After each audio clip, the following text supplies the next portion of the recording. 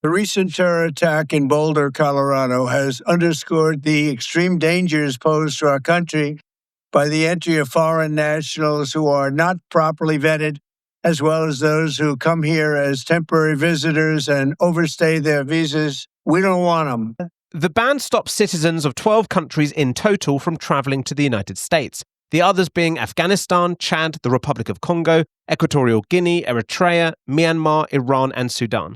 Citizens from 7 other nations are not banned but restricted from visiting, so they cannot come to the US permanently or get tourist or student visas. Welcome to the channel. My name is Dennis, and today we're going to deep dive on this topic whereby Trump has added more countries in the travel ban list. So apparently this whole situation is, the justification for this ban is because of national security. And the thing is, according to sources, Trump himself states that we cannot allow open immigration from any country where we cannot safely and reliably vet and screen those seeking to enter the United States.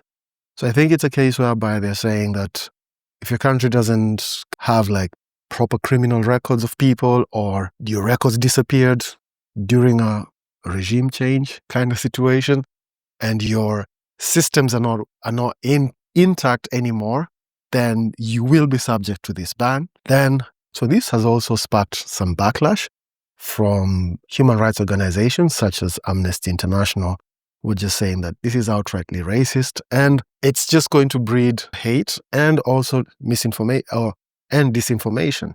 Now the thing is, there's a nuance here. My opinion is, well, yeah, I mean, it's the Americans have a right to protect their borders and also have a right to make sure that every person that comes into the country is checked and vetted.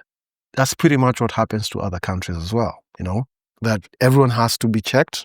So everyone has to provide their documents. They have to be vetted and checked before the person resume any kind of activity in the new country that they've actually entered. Now, my observation is there's the immigration part. There's a part where he's banned people who are coming in. Now, the problem is, I think there could be a confusion with the people who are already in America, e.g., let's say people who are in America on student visa or work permits. So for these people, they're there legally.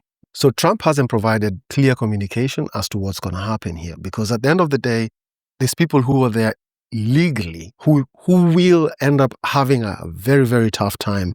In simple words, they're not going to be able to do anything. So let's say I'm from Congo, I work in America, I work for a company that requires me to travel, let's say, to Belgium, in and out. Maybe there's a subsidiary in Belgium. Now, when I come back to America, I'm going to have problems because I'm going to present a Congolese passport. That's the first thing that the immigration official is going to see, the Congolese passport. Then, after the Congolese passport, that's when he's going to find out about the visa. But even before that, I've already been flagged. Now, that's where the problem comes in. That's where the confusion comes in. There needs to be a little bit more clear and concise information as what's going to happen to these people. Showing you and indicating where the president's focus is right now. Travel ban and Biden. Let's explain. President Trump just signed a new travel ban blocking people from 12 countries in the Middle East, Africa, and the Caribbean from entering the United States, citing what he calls national security threats. A White House official tells CNN the president made the final call here to issue the ban after the anti-Semitic attack in Boulder, Colorado. The suspect, an Egyptian national, has been charged with a federal hate crime and attempted murder. So this really is a throwback to one of the messiest chapters of Trump's first term. His travel ban then barred entry into the United States from 7 predominantly Muslim countries.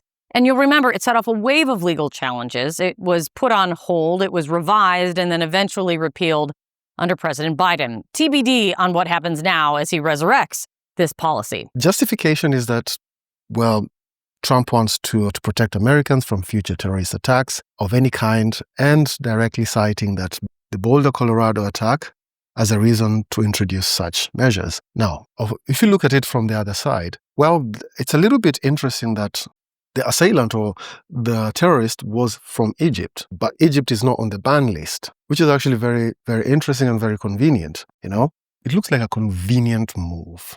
he was waiting for. This was basically a way for him to take advantage of this situation. This presented a very convenient opportunity for Trump to take advantage of and go for it and go for this ban and even add more countries on top. I don't think it has anything to do with terrorism. It has nothing to do with protecting Americans. This was just one of those cases where the Boulder, Colorado event just presented this amazing chance, and he took it. He freaking took it. And this time things look a little bit different. According to NPR, the president signed a new travel ban on Wednesday, but there has not been the same outcry as there was the first time. He did something like this in 2017, if you can remember, with the Muslim ban. It was called the Muslim ban back then. Well, as reported by an NPR host, that the mood, and right now the mood has shifted. This time, NPR journalists managed to spend time with a Yemeni community in Brooklyn. And the people there did not want to talk on record. And he was told point blank that people are afraid and that the government has sent a very chilling message: speak up or you could get arrested and deported. So everyone is pretty much holding their cards and nobody wants to speak up or nobody wants to express themselves. Everyone has just gone underground. And this is pretty much what happens. When it comes to immigration situations, the government is cracking down on illegal immigration. And also, on the other part, I do think they're still letting people in. I don't think they can crack down on 100%. I actually think they're probably at around 80%. This is a very interesting conversation here, that these whole deportations are also causing issues and causing confusion.